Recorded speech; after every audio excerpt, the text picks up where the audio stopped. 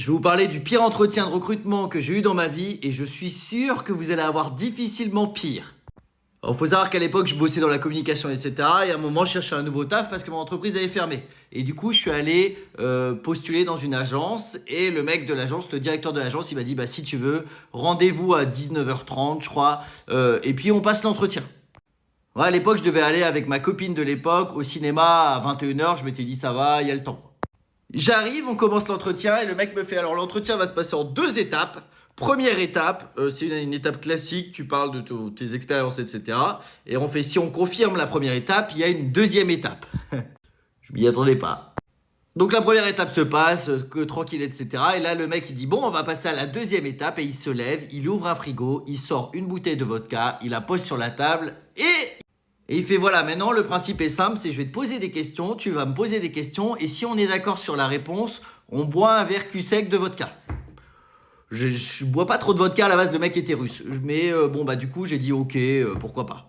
Donc il commence à me poser des questions, au début il me dit des trucs un peu classiques et il fait par contre si on est d'accord sur la réponse, on le boit à la russe. Donc à la russe c'est quoi? C'est en fait tu mets chacun ton bras comme ça, l'un enroulé autour de l'autre et tu bois comme ça, d'accord? C'est un peu... Et on se tient par la taille, en se serrant très fort. Ok, pourquoi pas. Puis là, donc on commence à enchaîner des shots et puis il commence à me poser des questions vraiment bizarres.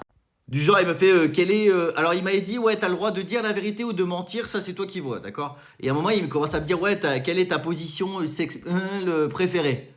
Je sais plus ce que j'ai dû dire, je m'en souviens pas. Et du coup, on se posait une question l'un après l'autre, et à un moment, il a commencé à aller très loin. Tu vois, il a commencé à faire qu'est-ce que tu peux faire là maintenant pour. Comment il me disait ça? Pour me surprendre. Alors moi, je lui ai dit bah, je fais de l'improvisation théâtrale, je peux te faire un sketch en impro si tu veux. Le mec qui voit pas où il veut en venir. Et là, le mec me fait ah ouais, parce que moi, il y a un mec la dernière fois qui s'est foutu à poil devant moi. D'accord. Et là, il me dit qu'est-ce que moi je peux faire pour te surprendre? Moi, je lui ai fait, bah, je sais pas, raconte-moi une blague. Le mec, il m'a dit, si tu m'avais dit de me mettre à quatre pattes à poil en train de faire le cochon, je l'aurais fait. Waouh! Donc, commence à avoir que des discussions de cul. Moi, je suis complètement bourré. Il y a ma copine qui m'envoie des messages en disant, t'es où? Je fais, ah, je suis en train de picoler. Bon, enfin, bref, elle était vénère. Là, il commence à me dire, ouais, alors il faut savoir aussi que dans cette entreprise, une fois, alors, je sais plus si c'est par mois ou par semaine, on travaille totalement à poil. Il m'a fait, est-ce que ça te dérange? Je lui ai fait, bah bien sûr que non. À l'époque, il m'avait dit, ouais, il y a même une fille qui bosse avec nous, elle est d'accord. Vraiment, je trouvais ça très chelou, mais j'étais complètement bourré. Derrière, il commence à me dire que lui, il va dans des soirées mondaines à Paris avec juste un nœud papillon complètement à poil. Bref, il est dans un autre monde, quoi. Il me propose d'aller voir un film chez lui une autre fois. Il fait, est-ce que t'es d'accord? Vu qu'il m'a dit que j'ai le droit de mentir, je lui fais, bah bien sûr, oui.